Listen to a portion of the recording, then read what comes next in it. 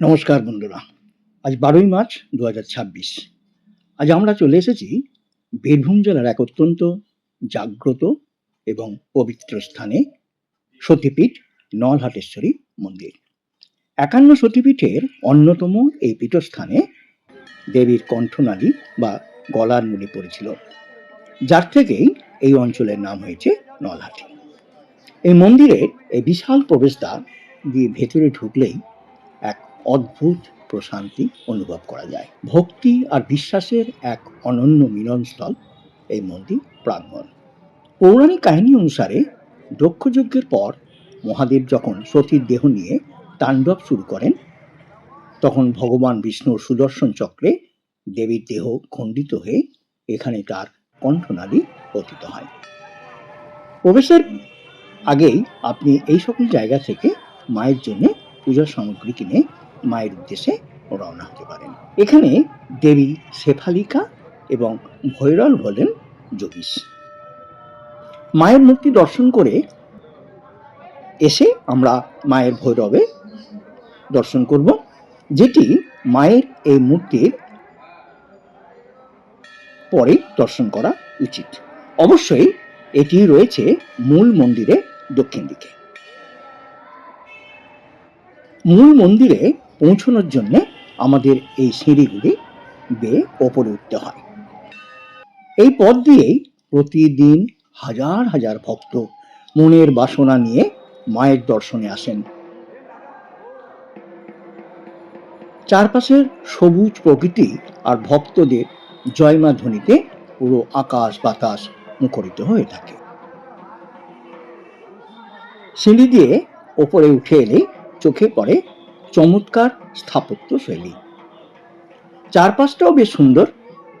আপনি কিছুটা ওপরে উঠে চারপাশটা দেখলেই বুঝতে পারবেন এই মন্দিরের আকর্ষণ এবং ঐতিহ্য কোথায়। মন্দিরের সামনেই রয়েছে একটি নাট মন্দির, যেখানে ভক্তরা জমায়েত হন। চারিদিকে ধূপধুনোর গন্ধ আর ঘন্টার আওয়াজ আপনাকে এক আধ্যাত্মিক জগতে নিয়ে যাবে। কথিত আছে রানী ভবানী এবং পরবর্তীকালে বিভিন্ন ভক্তদের দানে এই মন্দির আজকের এই রূপ পেয়েছে। ভক্তরা এখানে পুজোর ডালি নিয়ে মায়ের সামনে উপস্থিত আছেন, পুজো দেবেন এবং মায়ের আশীর্বাদ নিয়ে বাকি জীবন তাদের কাটিয়ে দেবেন।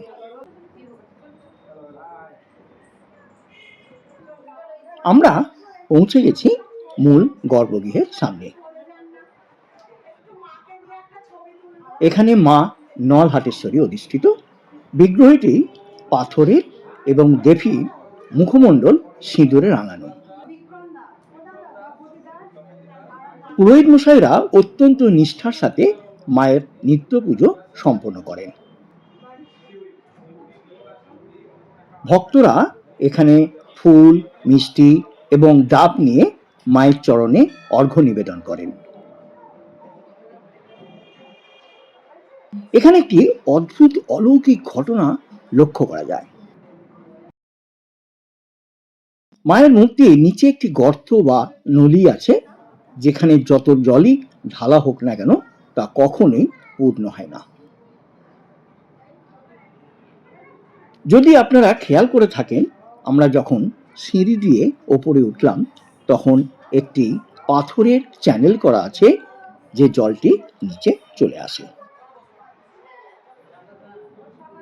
বীরভূমের এই পবিত্র নলহাটেশ্বরী মন্দির কেবল একটি ধর্মীয় স্থান নয়, এটি লক্ষ লক্ষ মানুষের বিশ্বাসের প্রতীক। মায়ের মন্দিরের পাশেই রয়েছে গণেশের মন্দির। এখানেও একটি পাথরের উপরে গণেশ দর্শন দিয়ে থাকেন।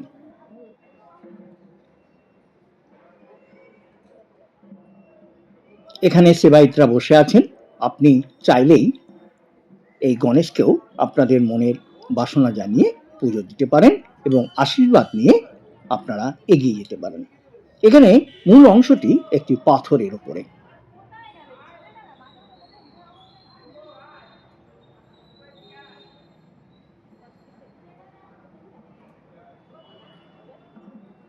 সুন্দর জায়গা। মন্দিরের দেওয়ালের গায়ে যদি আমরা লক্ষ্য করি, বেশ কিছু টেরাকোটার কাজ আপনাদের চোখে পড়বে।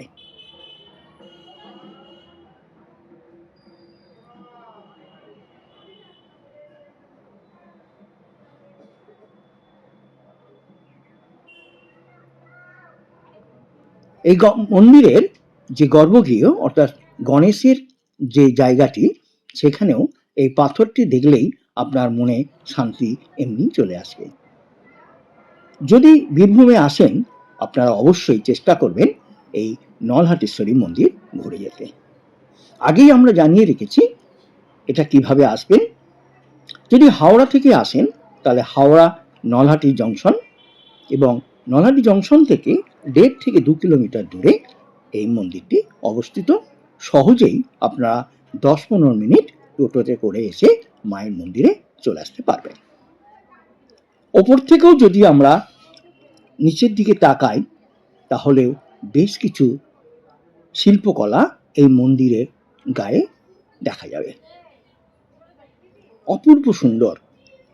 এই চিত্রকলা থেকে বোঝা যায় যে তৎকালীন মানুষের রুচিবোধ কতটা এবং শিল্প নৈপুণ্যে তারা কতটা উন্নত ছিল।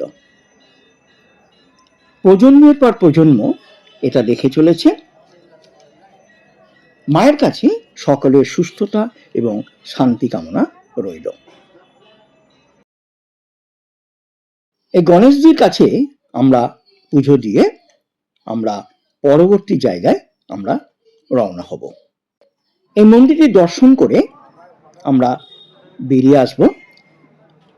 আমি প্রথমেই বলেছিলাম মন্দির প্রবেশকালে ডান দিকে বা মন্দির থেকে যখন বেরিয়ে আসবেন বাম দিকে রয়েছে মায়ের ভৈরব যোগেশ। এই জায়গাটিও বেশ সুন্দর। এক কথায় বলতে গেলে সময় সূচি এবং নির্দিষ্ট উৎসব ছাড়া মায়ের কাছে এসে আপনি বেশ কিছুটা সময় কাটাতে পারেন। যথেষ্ট ভিড় থাকলে হয়তোবা আপনি মনের আশা মায়ের কাছে সময় দিতে পারেন না। এই সেই যোগেশ মায়ের ভৈরব। এখানেও আপনি মাথা ঠেকাতে পারেন। সবকিছু মিলিয়ে আমাদের এই নলহাটি দর্শন খুব আধ্যাত্মিক দিক থেকে আমাদের আনন্দ দিয়েছে। ভৈরবের কাছেও আমরা মাথা নত করে আমরা এগিয়ে যাব পরবর্তীতে। চলুন আমরা পরবর্তী জায়গায় আপনাদের নিয়ে যাই। ততক্ষণ আমার সঙ্গে থাকুন। দেখা হচ্ছে নতুন এক ভিডিও নিয়ে। আপনাদের সকলকে স্বাগত আমার চ্যানেলে।